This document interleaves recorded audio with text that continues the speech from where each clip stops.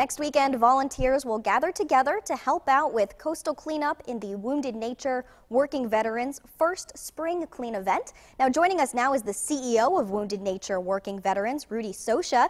So first, tell us a little bit about how this program began. You said it was founded by veterans. That's correct. Myself and several other veterans put together the organization, and we focus on cleaning up debris items and trash, but debris being different than the normal tourist trash that's left behind on public beach. And we go into some of the harder to access areas where you need to take a boat or you need to walk through a tidal marsh to get to.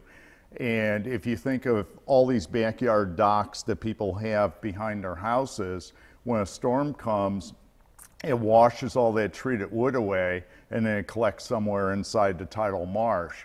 And then in the past, tires were used for just about everything, erosion control, bumpers, what have you. And tires emit a tiny bit of petroleum products as they sit out there in the ocean. They've tried using them for reefs, and Florida right now is spending $12 million cleaning up tires that they intentionally put out in the ocean, and now they're trying to pull them out. Oh, wow. And treated wood is designed, it's infused with preservatives, arsenic, and pesticides. And it's designed to last for 25 years and emit those chemicals. When it sits in a tidal marsh, it sits there and you can actually see sometimes the oil sheen that's leaving the treated wood that's sitting out there.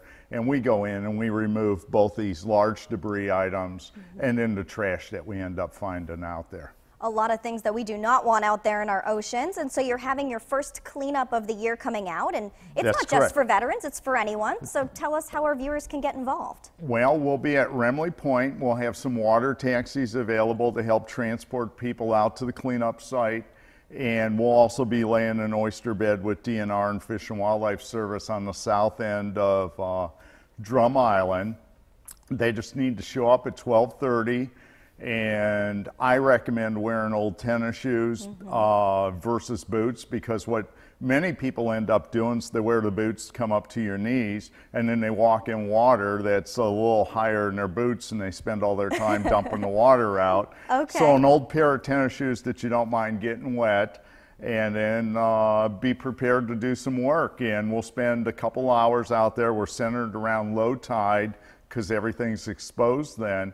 Most of the stuff you cannot see because it's laying on the ground, it's behind the marsh grass, and it's pushed all the way up to the high tide line. Perfect. And well, sounds like a great opportunity. I'm sorry I have to cut you off there, but we will post all of the information for how you can get involved on our website. That's counton2.com. Chrissy?